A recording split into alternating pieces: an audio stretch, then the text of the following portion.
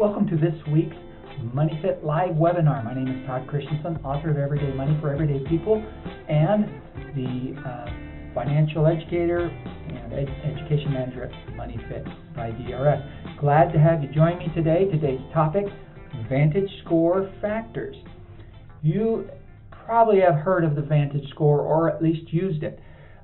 You've probably heard of FICO. That is the main the main credit score used in most lending situations. VantageScore is the competitor, the biggest competitor, launched in the early 2000s.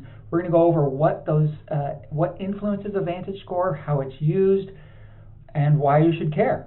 Of course, this is something that a lot of people aren't familiar with. Even those who know about FICO scores may not understand that there is a difference in how they establish their the scores.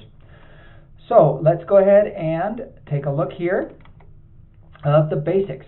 Okay, VantageScore. We're going to talk first about 3.0. This is recorded in 2020. The current VantageScore, most recent one, is the VantageScore 4.0, which was released in 2017, Vantage 3.0, I believe, in 2013. So it was the first score that Vantage released that felt like a FICO score that most financial educators and credit professionals were familiar with. Even if it's not really very friendly, the original VantageScore was trying to be much more consumer friendly. It looked like the grading system in our schools, A, B, C, D, and F, but it didn't catch on.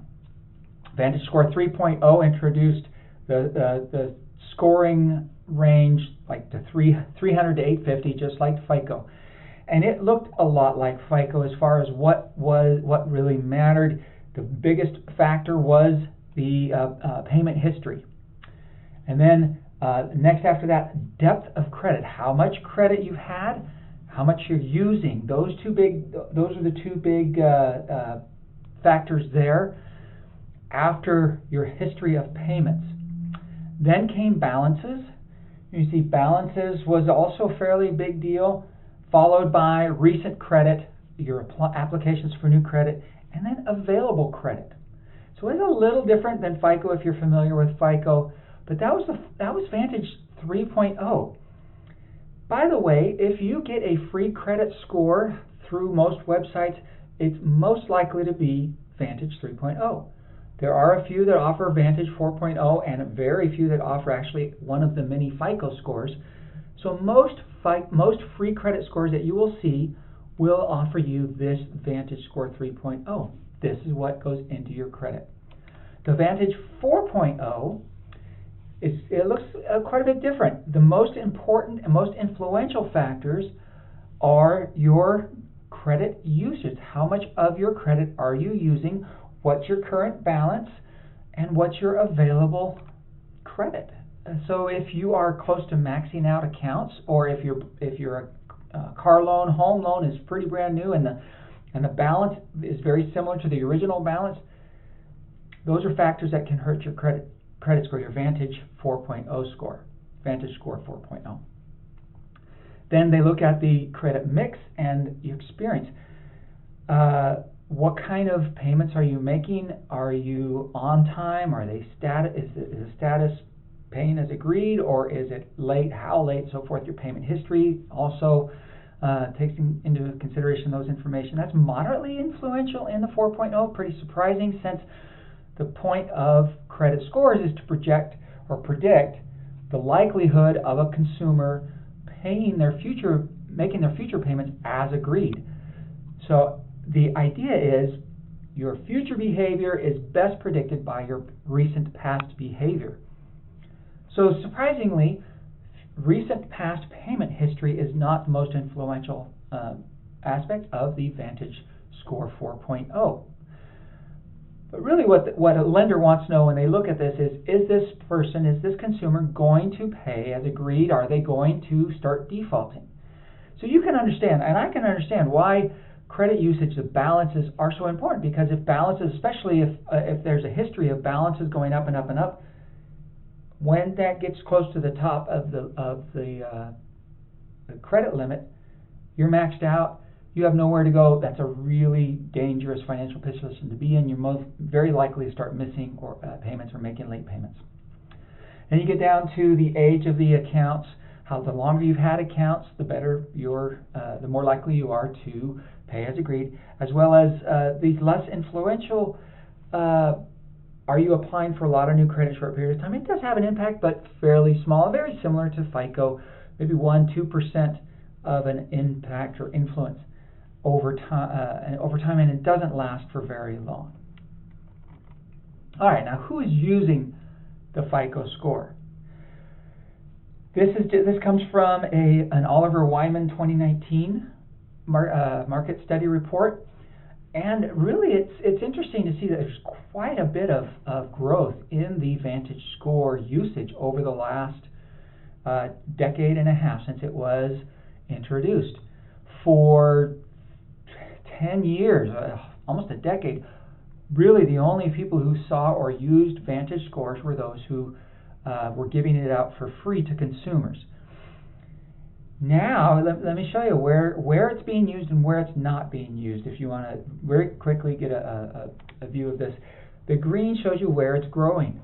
More and more credit card users are using the VantageScore, as well as banks. Now, the note here is that it is not tied to a specific line of business. Now, does that mean that a lot of banks are using it to establish or as part of their credit or checking account application, getting ready to open an account, or just using it generally for something else? It doesn't specify. But 18%, up from 0, is growing. And then consumer websites, this again, 25% of scores being used at non-financial institutions are at consumer websites where you can get those free scores. Where it's really not catching on is mortgage lending and tenant screening yet. Now, mortgage lending, absolutely, it's actually gone down and it's not being used. FICO still has a pretty solid monopoly on that. Auto lenders, it's still only 1%, but it is growing a little. What is growing pretty quickly is the tenant screening, telecommunications, and utility companies. They're using this probably because it's a free and much more affordable than using FICO that they've been using over the last 10 years, 15 years. That makes sense to those businesses. So that I expect to see grow significantly over the next 3 or 4 years especially. Okay, let's talk about some tips and tales or stories about how to use how to build, protect your VantageScore. First of all, tips. They're going to be very similar to those that are provided for creating, building and protecting your FICO score. Keep your balances as low as possible. VantageScore says keep them at below 30%. That's been pretty much standard for the FICO score for a long time. That doesn't mean you should carry a balance at 30%. No, it means keep your balances below 30%. When you make a purchase, try and keep it below 30%. Try and have more than one type of account. If building credit, you're getting ready to make a major purchase, like a home loan, although VantageScores are not used in home loans, but maybe a car loan where they do use the VantageScore, you might want to look in advance, 6 months in advance, have a credit card, have a store card, have a student loan card, have a private loan, one or two of those or so, but not just a single type of loan. And by the way, very similar to FICO, I would imagine finance companies, the corner finance companies that cater to high-risk borrowers, not going to be a positive thing on your credit and your VantageScore. On-time payments. Make your payments on time. That makes sense. Keep your old accounts open. Do not close old accounts. And then minimize your applications for new accounts. Don't go wild and apply for one every month. It's a small impact, but cumulatively, you can lose 10% of your score within a matter of 3 or 4 applications. Here's what's not included on your VantageScore. Again, it's just like FICO. If it's not on your credit report, it's not in your VantageScore. And most discriminatory information is excluded from your score by law. It does not include anything about religion, race and ethnicity, religion, nationality, marital status, gender, age. Those are not allowed to be on your credit report. And so the VantageScore, like the FICO score, attempts to be colorblind and age blind and nationality blind and blind except to what the person has done previously with their credit. So it tries to be very individual. It's not perfect. There is, we know, I recognize that there are discriminatory issues that happen before information gets placed on the credit report. But the scoring system itself tries to be as fair as possible. Other things that are not included. A lot of people are surprised. Your salary is not part of your credit score. Occupation, your employment status. If you are unemployed at the moment, that's not going to affect your credit until you start missing payments or until your debt starts going up. Same thing with your employment history. It doesn't matter how long you've been working. That's not a factor. It's not on your credit report. It does show employers, but it's not included in your score. Where you live, not a factor. And bank accounts, your balances, nobody looks at that as far as your credit score. There are a few pilot programs and separate types of scores, additional products outside of the standard credit scoring credit scores that are starting to look at your balances and your patterns in your checking accounts and savings accounts, but very few lenders are using those at the moment. And then it doesn't look at your assets. If you own a home or a rental property, it doesn't look at that. It looks at the debt that's tied to that. All right. Here's the the profile of the prime consumer, or the consumer who has a really good score with VantageScore. Their score is going to be in that typically 661 to 780 or higher. It just depends on the lender what excellent credit is. No matter what VantageScore or what FICO says or anybody else, a good credit is only determined by the lender from whom you are applying for an account. They get to choose what a good credit score is. Basically, at what score are you going to qualify for the best interest rates and repayment terms. Typically, it's going to be in this 661 up to 780 or higher. The prime consumer will pay their debts, and 90% of them are paying them on time. So yes, you do pay your debts on time. It does say though that even with late payment here or there, very rarely every couple of years or so, you can recover from that fairly quickly. That it will hurt, and will hurt pretty quickly, but over a matter of a few years, couple of years, that the effect it has will decrease, although it will stay on your credit report for 7 years and affect your score. They keep their balance, I mentioned, under 30%, and then 2/3 of them, I should say, they only have 2/3 of the balance of the debt that a non-prime consumer or borrower will have. So they don't borrow as much, they don't use as much. And before you think, well, that's because they make more money, remember, your salary is not part of your score. There are plenty of people who are making very modest incomes, meager incomes, minimum wage even, and can have excellent credit.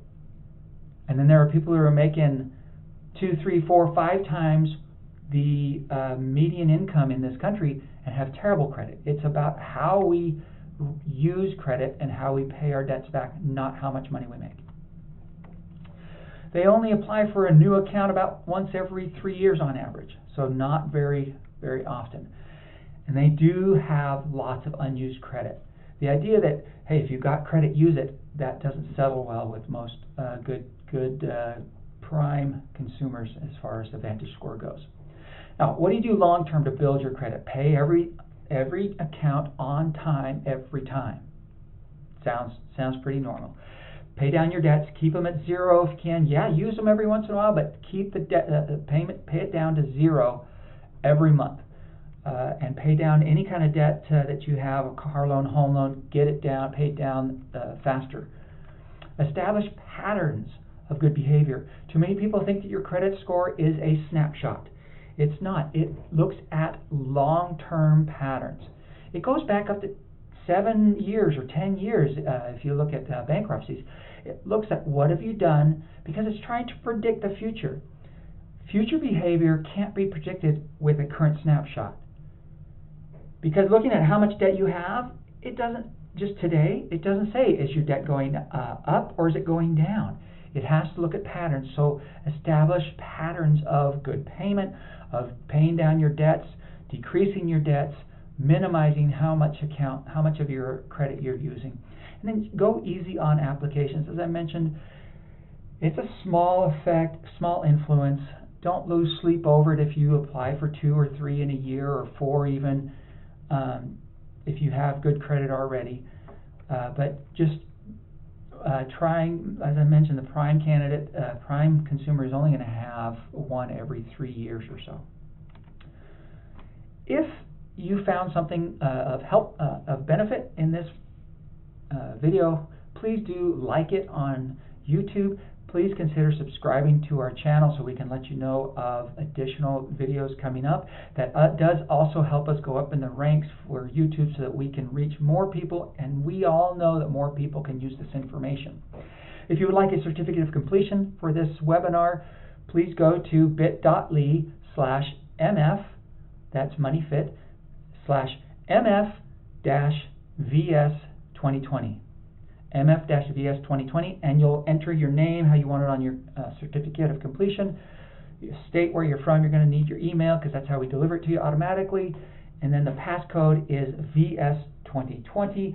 Do not capitalize it. It is small letters, VS2020. No spaces, no dashes, nothing.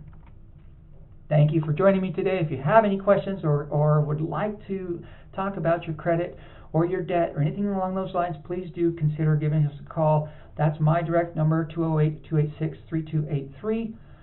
And then you have my email address, todd@moneyfit.org. But if you have concerns and would like to talk to one of our counselors, you can just go to moneyfit.org.